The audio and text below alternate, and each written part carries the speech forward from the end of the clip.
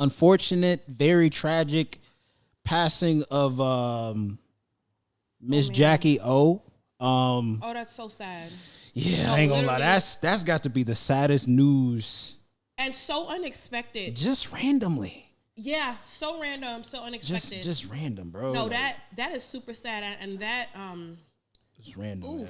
that I ain't gonna lie. It's very random.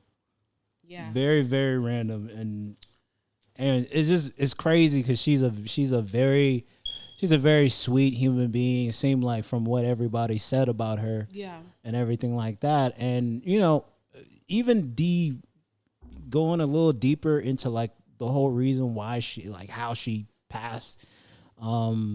It was something about a mommy makeover. I mean, I had never, up until that point when I heard about her passing, I didn't know about what that was. Yeah.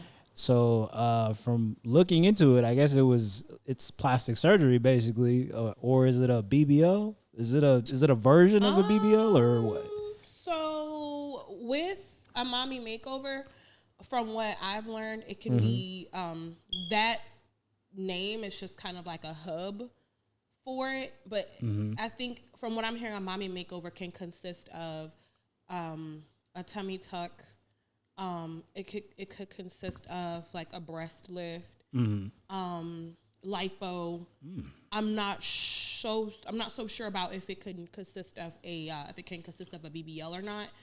So I don't want to misspeak. Right. But I know that it can consist of like the breast lift, the tummy tuck, because when you have a baby, I think those are the things that probably get stretched the most. But see, that's so I think like, that's what that's so crazy because, like I said before, like she looked amazing. Yeah. Without having to do any of that, I'm just kind of like, what would even propel you to do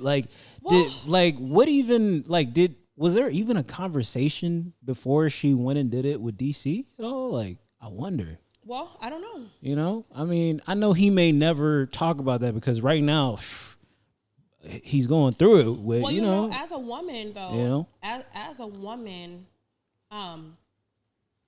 and I will say this, and I'm going to say this very transparently, and I'm going to become a little bit vulnerable and transparent myself because as a woman, I've also, I can't say it hasn't crossed my mind, like maybe I should get this little nip, maybe I should get this tuck, but and I think also it has a lot to do because she was gorgeous, without a doubt, she was very beautiful.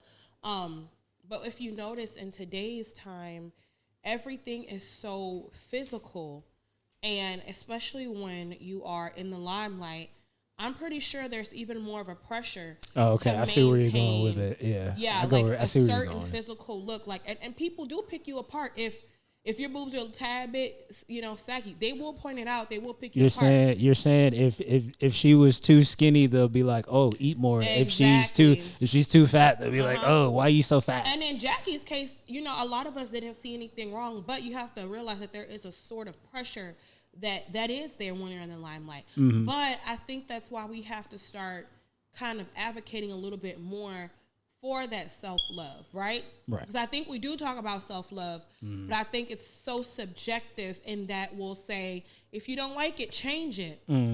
Well, before you could change it, let's take it back some years. At some point you couldn't change it. So you had to just really grow to truly love who you are and how God made you without, making modifications. So I'm sure my grandma, didn't like certain things. I'm sure your grandma and her grandma and the grandma before that, but there was no.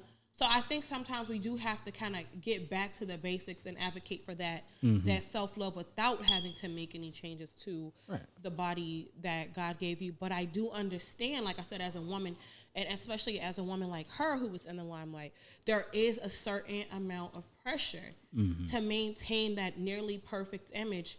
And, so it's just unfortunate.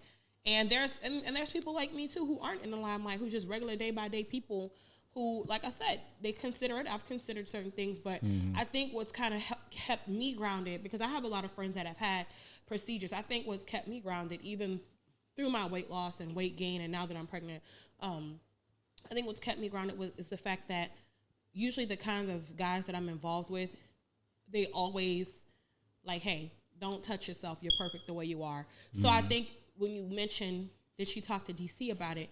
I'm sure he probably told her every day, like, hey. So, exactly. You're perfect the way you are. And so guys, you do have a little bit of power there because you can help to build your woman up and help to make her, but ultimately we do make our own decisions. But I think that's kind of what kept me grounded, is because I usually do, the kind of guys I associate with usually do, hey, you're not touching it, like, you're good the way you are. Then my dad too, like, I grew up with, a Southern Baptist preacher dad who always kind of instilled, hey, you're beautiful the way you are, no need to change a thing, So, and it's taken some time, for me to get to where I'm at today. Because I know for myself, I don't look nearly like what the standard conventional beauty is. I'm pretty sure I'm unconventional beauty in many ways.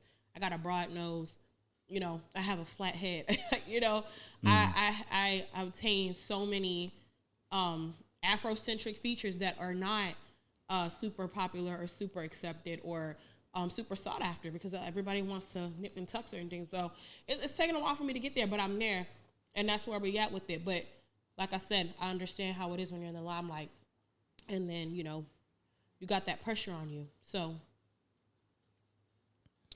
yeah, man, it's sad and unfortunate. Sad. No, that's sad. And she left behind 3 kids. Yeah, small kids.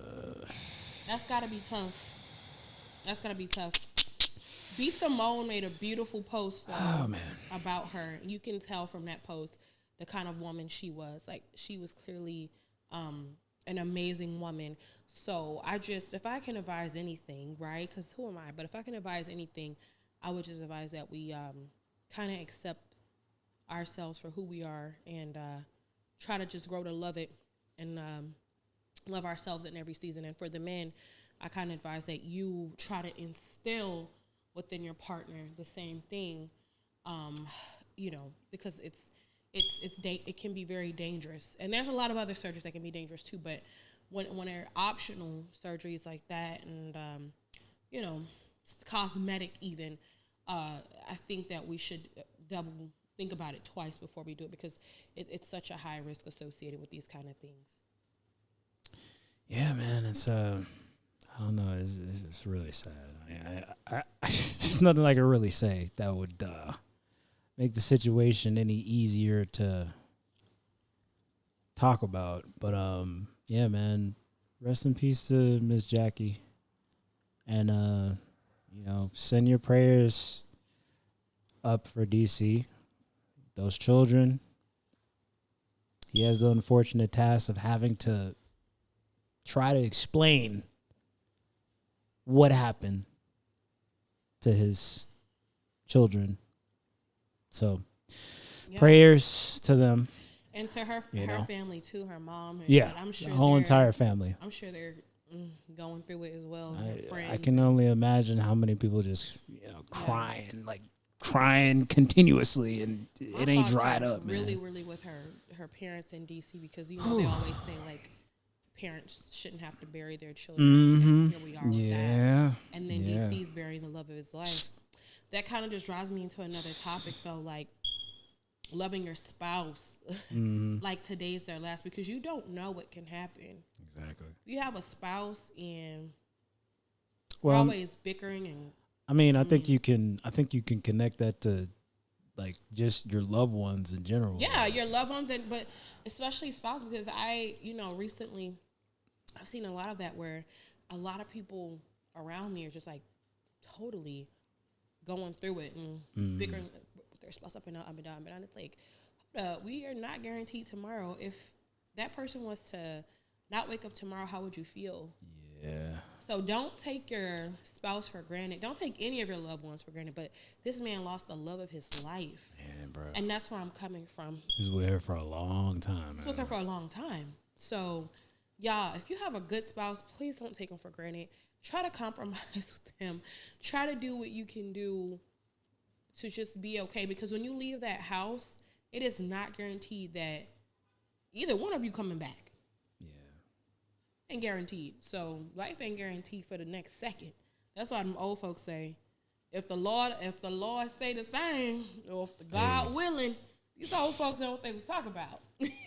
It's literally and that's the kind of world we live in. We literally live in a if God willing world. Yeah, man.